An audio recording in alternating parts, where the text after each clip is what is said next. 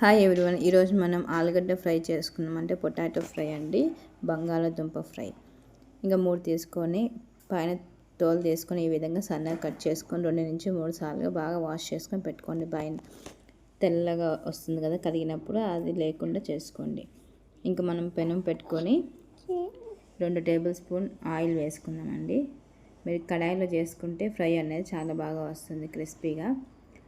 ఇంకా మనం oil heat అయినాక తగినన్ని ఆవాలు వేసుకున్నాము, తగినన్ని జీలకర్ర వేసుకున్నామండి, 1 టేబుల్ స్పూన్.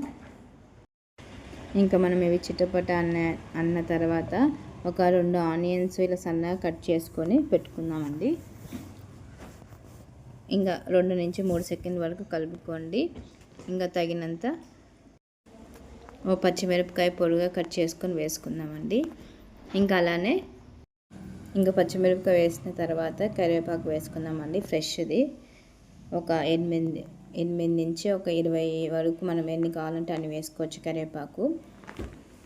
ఇంకా మనం ఇవన్నీ బాగా గోల్డెన్ బ్రౌన్ వచ్చేంత వరకు వేయించుకోవాలండి. మూత పెట్టేసి ఒక 5 నిమిషాలు వేయించుకున్నారంటే సరిపోతుంది.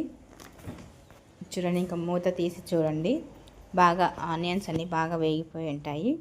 ఇంక ఇప్పుడు మనం చిటికెడంతా పసుపు వేసుకుందాము.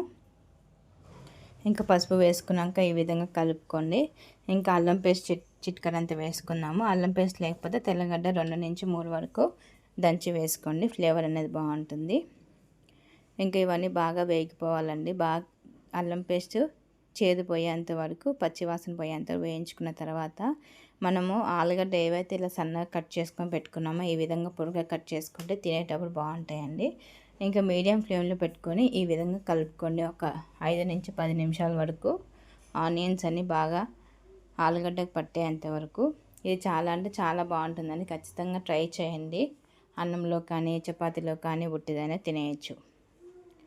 ఎప్పుడైనా కూర తక్కువగా ఉన్నప్పుడు 2 నుంచి 3 ఆలుగడ్డలు చేసుకోండి ఈ విధంగా. అలానే రసం కూడా పెట్టుకొని బాగుంటుంది. ఇంకా 10 నిమిషాలు మూత పెట్టేసి తీసి చూడండి, కొంచెం వేగి ఉంటాయండి ఆలుగడ్డలన్నీ. కింద అరుగున అంటుతుంది, మామూలుగా ఫ్రై చేస్తాం కాబట్టి ఏం కాదు. ఇంక ఇప్పుడు మనము ఒక 5 నిమిషాలు కలుపుకున్న తర్వాత ఇంక ఇప్పుడు మనము మసాలా అనేది వేసుకుందామండి. ఇంక ఇప్పుడు మనం మసాలా వేసుకున్నామండి. తగినంత కారం పొడి వేసుకుందాం, 1/2 టేబుల్ స్పూన్ కారం పొడి వేసుకున్నాం. పచ్చిమిరపకాయ ఒకటి వేసుకున్నాం కాబట్టి, మీకు కారం వద్దనుకుంటే పచ్చిమిరపకాయలు 2 నుంచి 3 వరకు వేసుకున్నా అంటే సరిపోతుంది.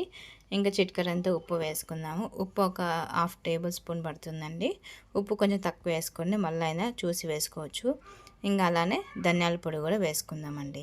గరం మసాలా వేయకూడదు. ఉప్పు కారం వేసిన తర్వాత ఈ విధంగా కలుపుకున్నాక మనం ధనియాల పొడి ఒక 2 టేబుల్ స్పూన్ వేసుకుందాము. ఇవన్నీ బాగా వేగిన తర్వాత ధనియాల పొడి అనేది లాస్ట్లో వేసుకుంటే బాగుంటుందండి.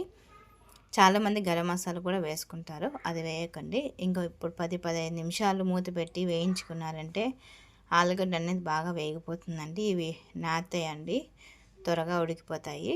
దీంట్లో ఒక చిట్కా చెప్పానండి. ఆలుగడ్డ బాగా తొందరగా ఉడకాలనుకుంటే మనం ఆలుగడ్డ కట్ చేసినప్పుడు వాటర్లో వేస్తాం కదా, అప్పుడు చిటికెడంత ఉప్పు వేసారంటే ఉప్పులో బాగా నానితే త్వరగా వేగిపోతాయండి. ఇది ఖచ్చితంగా ట్రై చేయండి. ఇంకా మనము గరం మసాలా వేసుకుందామండి.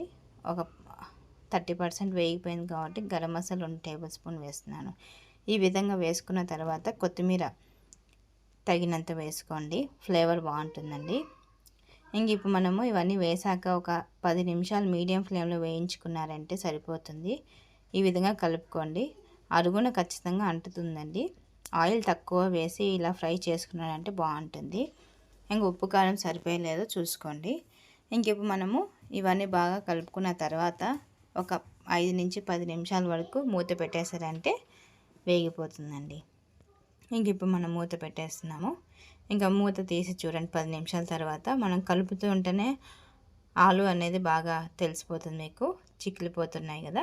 ఇంకా మీరు స్టవ్ ఆఫ్ చేసుకొని సర్వింగ్ బౌల్లో సర్వ్ చేసుకోండి. ఎంతో రుచికరమైన ఆలుగడ్డ ఫ్రై అండి, ఖచ్చితంగా ట్రై చేయండి. చాలా అంటే చాలా బాగుంటుంది, ఉట్టిదైనా తినేయచ్చు. ఈ విధంగా మెత్తగా ఉడికించుకున్నారంటే ఫ్రై చేస్తే చాలా బాగుంటుంది. ఖచ్చితంగా లైక్ చేయండి, సబ్స్క్రైబ్ చేయండి, షేర్ చేయండి. ఎంతో రుచికరమైన ఆలుగడ్డ ఫ్రై అండి. మా కామెంట్ రూపంలో చెప్పండి ఎలా ఉందన్నది. Thanks for watching everyone.